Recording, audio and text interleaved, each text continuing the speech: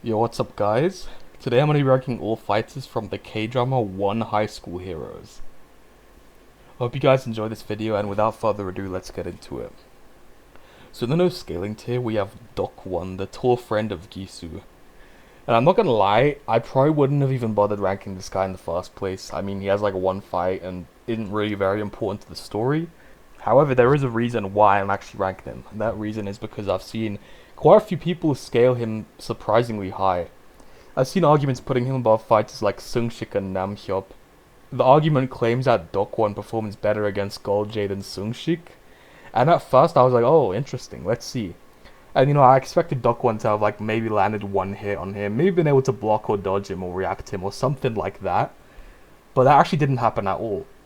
When I watched Dokwan's supposed superior performance, all that happened was that he was able to tank more hits than Sungshik did before going down. He didn't actually do anything at all. He didn't land a hit or react to Goljay. He just stood there absorbing his hits like a sponge. And for some reason, because he took more hits than Sungshik despite not doing anything, he's better. It doesn't really make sense because it doesn't tell us that he's actually faster than Sungshik. It doesn't tell us he's more skilled. It doesn't tell us that he's a better fighter overall.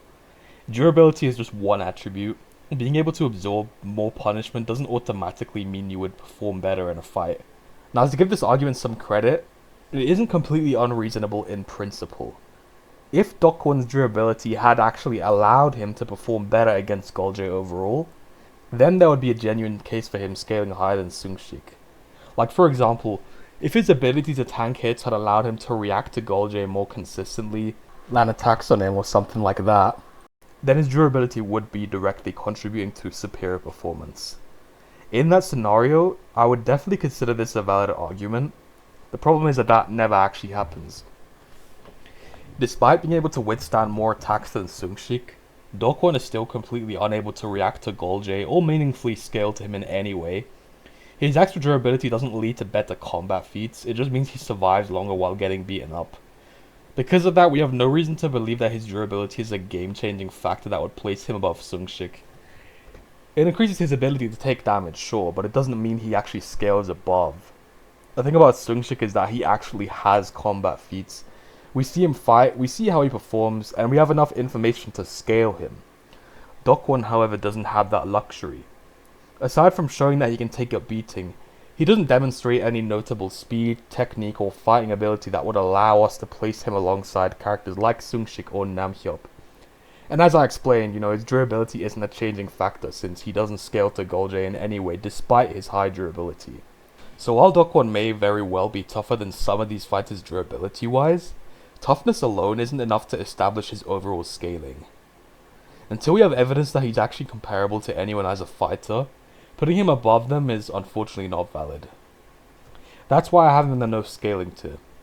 Of course, this doesn't mean I think he's weak. He could be decently high up for all we know. However, we simply lack the feats to conclude where he scales.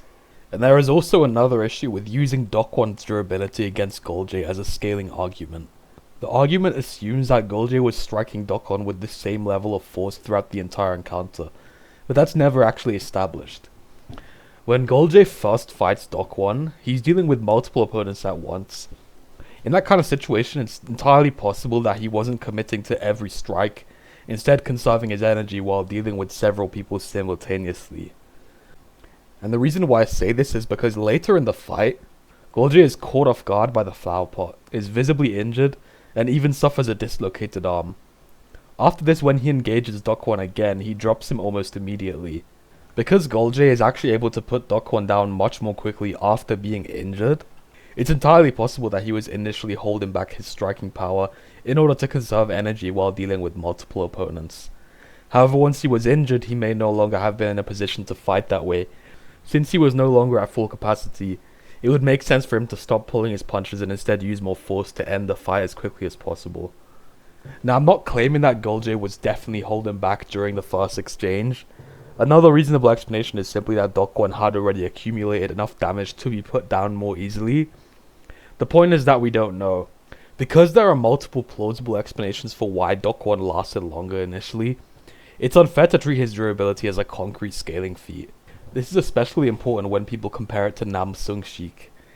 Goljae fought Sungshik in a straightforward one-on-one, whereas his exchanges with Dokkan happened in the middle of a chaotic fight involving another opponent. Those are very different circumstances, making direct comparisons unreliable. So for that reason, you could argue that the durability feat doesn't even count. But even if it does, it doesn't really matter at the end of the day.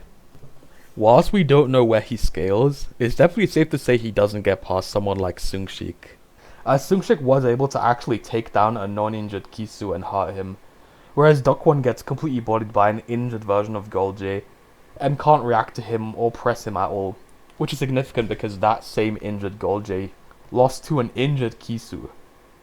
So whilst we don't know where he ranks exactly, he doesn't beat Sungshik, that's for sure. He in theory could scale anywhere under Sungshik pretty much. Now in this tier we have Choi Hong-il at the bottom. This is the guy who bullied Yu-Gi-Oh! In episode 1. He would be at the bottom of the verse as he has the least impressive feats. And episode 1 Yu-Gi-Oh! Would just be slightly above him due to beating him in their fight. Now at the bottom of this tier we have Kim Sung-jun, the boxer with the beanie. This guy would definitely be above the previous tier, as when Choi Hong-il lost to Yu-Gi-Oh! He appointed Sung-jun to get his revenge and teach Yu-Gi-Oh! A lesson. He also has no problem threatening and trash-talking Hong-il, which is of course significant because Yu-Gi-Oh! Just barely beat that same Hong-il. He also managed to press and fight on par with a more experienced version of Yu-Gi-Oh! And one could even argue that he would have won the fight if not for the environment being the way it was, as he did seem to be getting the upper hand and applying a lot of pressure on Yu-Gi-Oh! Before he was thrown down the stairs. However, Choi Ji-hyuk, aka the guy with the bamboo stick, would be above him at the end of the day. This might upset some people because Sung-jun is a very cool character and fighter, but at the end of the day, Ji-hyuk simply has better feats. In episode 2, Sung-jun fights Yu-Gi-Oh! And while Sung-jun is definitely able to pressure him and put up a good fight, and like I said may have only lost due to the environment, the reality is that even before the environment came into play, Yu-Gi-Oh! Was able to react and land some hits on Sung-jun and press him decently. Then an episode later, Ji-hyuk fights Yu-Gi-Oh! In fact, you could even argue that this version of Yu-Gi-Oh! Is stronger and more experienced, considering he has already gone through the fight with Sung-jun and emerged victorious. Despite this, Ji-hyuk performs significantly better against him than Sung-jun does. The fight begins with Ji-hyuk completely overwhelming Yu-Gi-Oh! He blitzes him multiple times, lands several clean attacks, and even gets him into a chokehold that nearly puts him unconscious. The students watching the fight are literally laughing at how badly Yu-Gi-Oh! Is getting beaten, and some of them even point out that his eyes are literally rolling back. At this stage of the fight, Yu-Gi-Oh! Is getting just completely dominated. However, this is where an important detail comes into play. Just as Ji-hyuk is about to finish the fight, Sung-jun intervenes and kicks him off Yu-Gi-Oh! When Ji-hyuk turns his attention towards Sung-jun, Yu-Gi-Oh! Is able to get back up and re-enter the fight, and only upon getting a second chance to fight Ji-hyuk does Yu-Gi-Oh! Actually win. Some people may argue that this simply proves Yu-Gi-Oh! Would have eventually adapted and won regardless. As you know, his fight was technically interrupted, he didn't completely lose. And while that's certainly possible, I think that interpretation misses what makes Yu-Gi-Oh! Such a unique fighter throughout the series. One of Yu-Gi-Oh!'s defining traits is his ability to learn and improve during combat. We see him copy Sung-jun's boxing combination after fighting him only once. We see him initially struggle against Namhyop's grappling, before adapting to it and defeating him with that same move in their rematch. We see him replicate Yoongi's Pensubi kick after witnessing it a single time. And throughout the series as a whole, we watch him go from struggling against fighters like Hong-il into defeating Choi Kisu.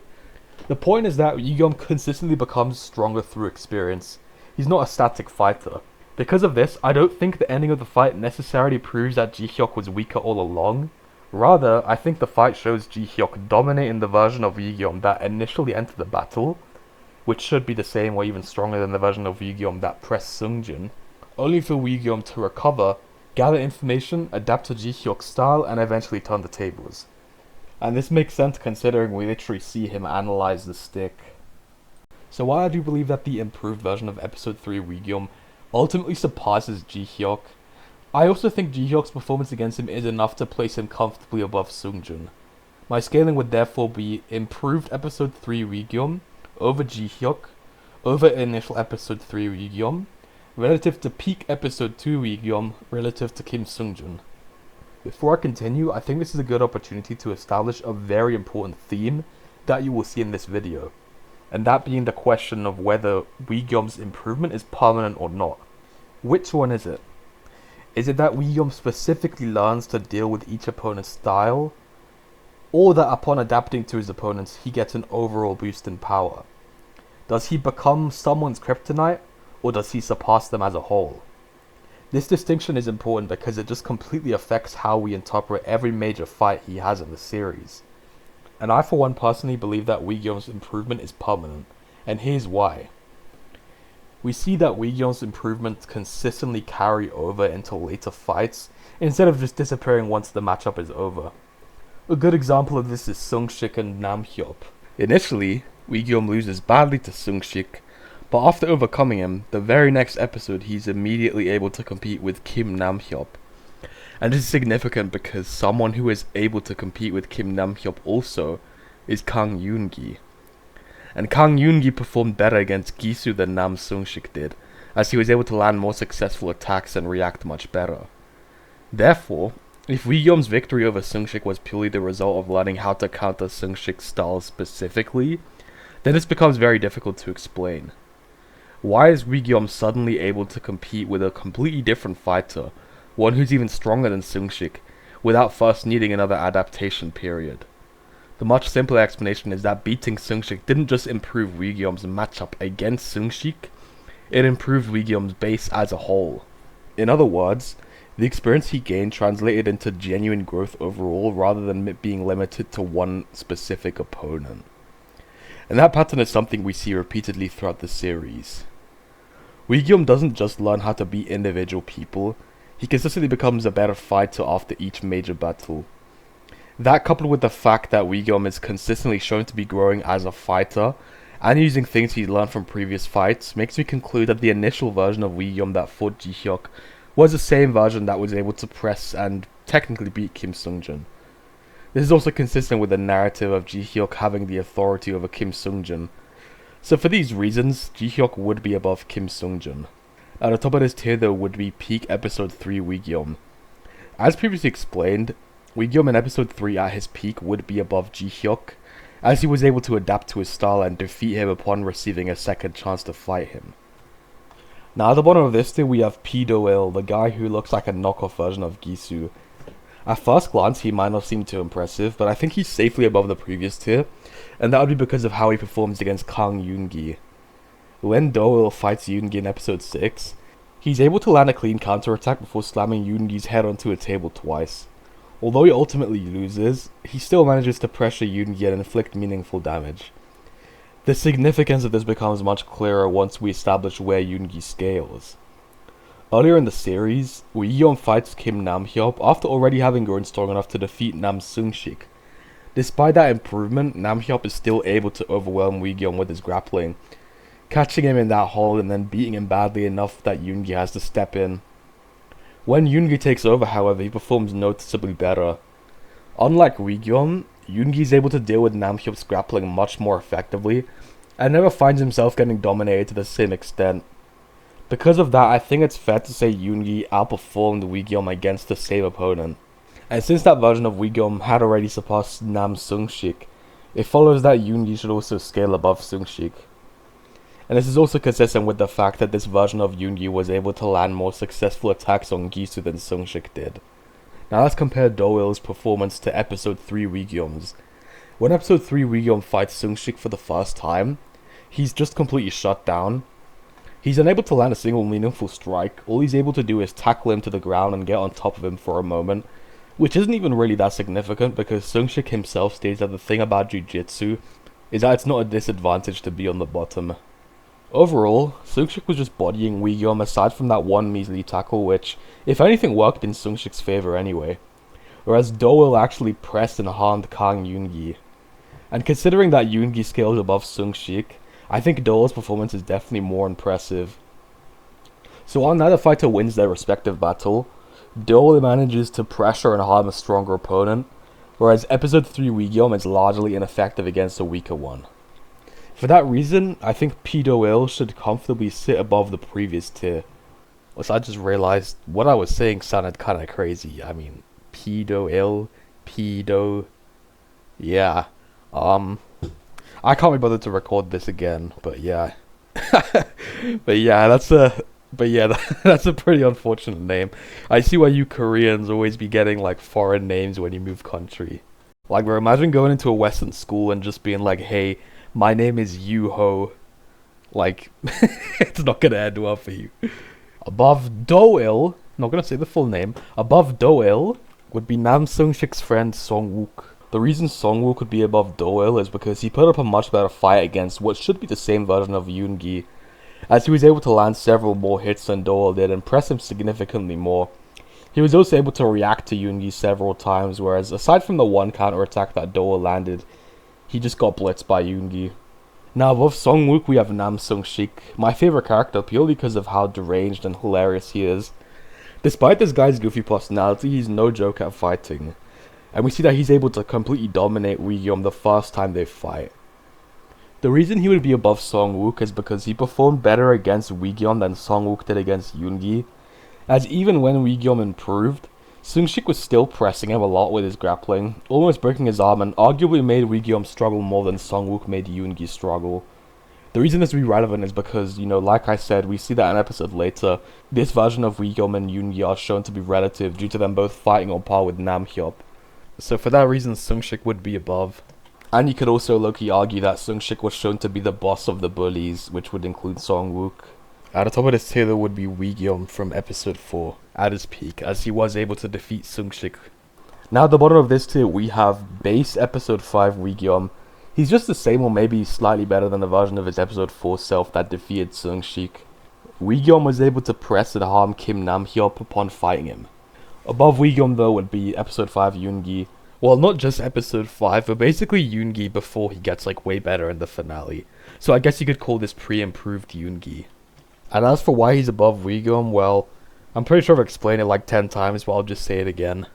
As when Yoongi fought Nam Hyop, he was able to easily break out of the same hole that cooked Wi-gyom several times. And unlike Wi-gyom, Nam Hyop didn't get the upper hand to the same extent. Above both Yoongi and base episode 5 Wi-gyom though would be Kim Nam Hyop, as he was able to get the upper hand on Wi-gyom in their first encounter, to the point that Yoongi felt he had to interfere. He also seemed to slightly get the upper hand on Yoongi in their encounter to the point that Wi-gyom felt he had to interfere, so for that reason he'd be above. However, at the very top of this tier I have peak episode 5 Wi-gyom. The reason for this is that when Wi-gyom challenges Nam Hyop for a second time, he actually wins. Now I know what some people may say. They may argue that Wi-gyom only wins because Nam Hyop had been worn down after fighting both him and Yoongi throughout the episode. And that's not a bad argument since Nam Hyop was definitely accumulating some fatigue. But the problem is that fatigue doesn't fully explain what we see. The first thing to take into account is that Wi-gyom wasn't exactly fresh either. He had already taken significant punishment from Nam Hyop himself. So while Nam Hyop was kinda worn down, Wi-gyom wasn't at his best either. More importantly, Wi-gyom doesn't just win, he shows clear signs of improvement, as we see that Wi-gyom is able to counter the very grappling sequences that had previously given him trouble, showing that he has adapted to Nam Hyop's style. On top of that, he begins even incorporating Nam Hyop's own techniques into his arsenal. We literally see Wi-gyom use the same grab and knee combination that Nam Hyop used on him earlier, after his first fight with Nam Hyop. Not only has he figured out how to deal with the technique, he's also learned how to use it himself. This is important because it fits that pattern we see throughout the entire series. Wi-gyom consistently grows stronger through experience, he learns from the people he fights and adapts in real time. And to put the nail in the coffin, when Wi-gyom fights Gisu in episode 7, he performs better than Yoongi. This is significant because back in episode 5, Yoongi was initially outperforming Wi-gyom against Nam Hyop. So if Wi-gyom's victory over Nam Hyop was purely the result of Nam Hyop being fatigued, and not actual growth for Wi-gyom, it becomes pretty hard to explain why he later surpasses someone who was previously outperforming him. Now, could Wi-gyom have improved from fighting various goons between episode 5 and 7, and not necessarily against Nam Hyop? I mean, sure, it's possible. But narratively, the fight with Nam Hyop is where we are explicitly shown growth occurring. It's a moment where Wi-gyom learns new techniques, adapts to strategies that were previously beating him, and overcomes an opponent that had initially been superior to him. Because of that, I think the most consistent interpretation is that Wi-gyom genuinely improved during his battle with Nam Hyop. So while Namhyop starts out above him, I believe that by the end of episode 5 the scaling has changed and Wigyom is actually the better fighter. So for that reason, episode 5 to episode 7 Wigyom would be at the top of this tier. Now in this tier we have the GOATs, with episode 8 Kang Yoongi at the bottom. In episode 8, Kang Yoongi shows the best performance against Choi Ki-soo yet, other than Lee Gol-jae, being able to press him a ton. The reason he would be above the previous tier is because he performed much better against Ki-soo than the aforementioned version of Wigyom did. However, Ki-soo would be above, as he did defeat Yoongi eventually. Ki-soo was shown to be a complete menace and was able to body Nam Sung-sik, episode 7 Wigyom, episode 7 Yoongi. Holy shit, this guy is just catching bodies. And he's pretty much the final boss of the bullies. But at the top of this tier though, we have Kim Wigyom in episode 8. In episode 8, Wigyom was able to successfully beat Choi Ki-soo in a one-on-one fight. Now I've seen many people try to downplay Wigyom's performance by saying Ki-soo only lost because he was injured, and Wigyom still nearly lost. However, they seem to forget that Wigyom has an injured arm himself, and literally can't use that arm without hurting himself due to that. Whereas Ki-soo fights pretty much the same as he usually does. Some people may argue that Wigyom only won because he broke the cast over Ki-soo's head, but the issue is he had already gotten the upper hand before that, and it's actually what allowed him to smash the cast over Ki-soo's head in the first place. So that, coupled with the fact that Wigyom was clearly at a bigger disadvantage, makes me safely put Wigyom above. Now at the top of this entire list, and in a tier of his own, we have Lee Gol-jae. This guy is just objectively the strongest in the entire verse for several reasons. He has the best feats in the verse, as he was able to completely delete Nam Sung-sik without breaking a sweat. Whereas Sung-sik was able to actually react to a non-injured Choi Ki-soo and injure his leg.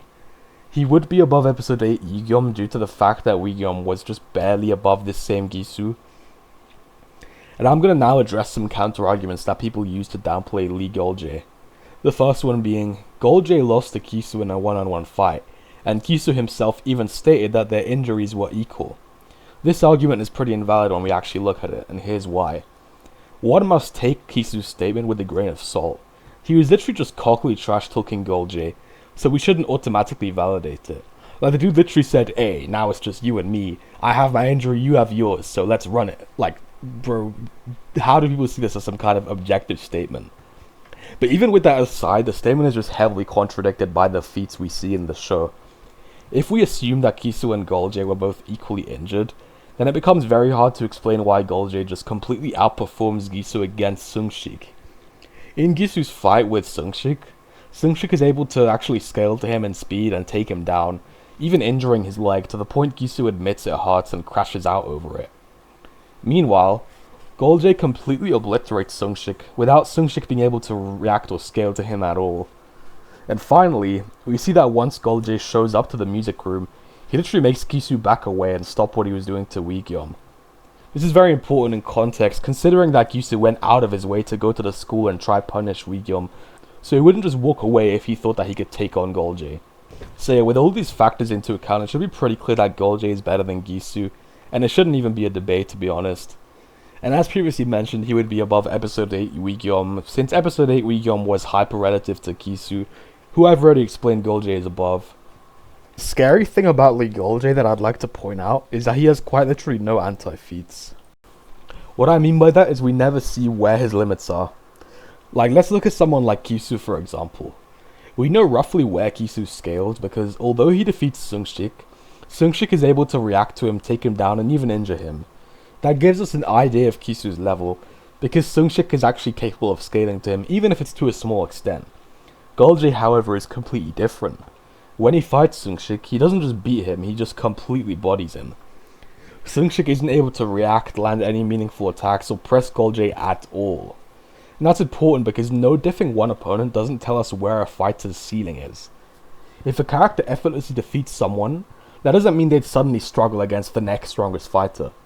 Since the first opponent never pushed them at all, there's no reason to assume we've already seen their limit. For all we know, they could produce the exact same dominant performance against someone even stronger. That's what makes Gol-jae such a menace. We know he's way above Sung-sik, but we have no idea where that gap actually ends. Could he also no-diff Namhyop? Could he do the same to Yoongi? Could he even neg Ki-soo if he had fought him whilst not being injured? We simply just don't know. Because Goljay never gets pushed, he never accumulates the kind of anti-feats that let us pinpoint his ceiling. His performance against Sungshik only establishes a minimum for how strong he is. It doesn't establish a maximum. But just to clarify, I'm not saying that Goljay would have been able to Negisu when healthy, but I am saying that Goljay could be even stronger than we realize, which is crazy considering he is already clearly the strongest in the show. However, I want to now address a specific argument I've seen people use to try and establish Goljay's ceiling. That being the claim that Nam Sungshik should scale to Goljay in speed because he was able to grab Goljay's tie. So to start off, this literally isn't even peak Goljay anyway. At this point in the story, Goljay is deliberately avoiding a fight. Because of his past, he doesn't want to get into trouble, so he's only defending himself rather than fighting seriously. So this isn't a peak Goljay by any means. Once he actually decides to fight later on, Sungshik can't even touch him, making that encounter far more reliable for scaling. But even if we put this aside, I don't think grabbing the tie is a valid speed feat in the first place. The reason is that grabbing Goljay's tie doesn't actually put Goljay at a disadvantage, it actually instead works in his favor. The moment Sungshik grabs the tie, Goljay simply slips out of it, causing Sungshik to lose his balance and fall. Instead of the grab creating an opportunity for Sungshik, it creates an opportunity for Goljay. Because of that, I think it's entirely possible that Goljay allowed Sungshik to commit to the grab knowing he could use it against him. And don't get me wrong, I'm not claiming that's definitely what happened. My point is that it's a completely reasonable interpretation of the scene. We even see Sungshik repeatedly trying to grab Goljay's tie beforehand, so Goljay could have been fully aware that this is what Sungshik was looking for. And considering he was just focused on fighting defensively instead of actually attacking Sungshik, this makes a lot of sense. There are plenty of examples in fiction where fighters can intentionally allow an opponent to commit to an attack because it gives them a better opportunity to counter. Let's think of it like this. Imagine there was a fighter with basically unlimited durability. If they know their opponent can't actually hurt them, they might intentionally allow an attack to connect because it creates an opening for a counter attack. The opponent could see their punch land and assume they've stunned their target, lets their guard down for a moment and immediately gets punished. In that situation, you wouldn't conclude that the attacker scales to the defender and actually landed a valid hit. The contact itself doesn't prove relativity, if it was something that the defender could afford to allow and even use to their advantage. And that's the point I'm making with Goljay here. If grabbing the tie actually created a better opportunity for Goljay rather than putting him at a disadvantage, then the grab alone isn't reliable evidence that Sungshik scaled to his speed, and it's logically possible that Goljay actually allowed it to happen. Because of that, I wouldn't even really use a tie argument, but you know, at the end of the day, it's just suppressed Goljay. So yeah, Goljay is just clearly the best in the verse. That being said, I hope you guys did enjoy this video, and I hope you agreed, but if not, that's okay. Anyways, I hope you all have a blessed day.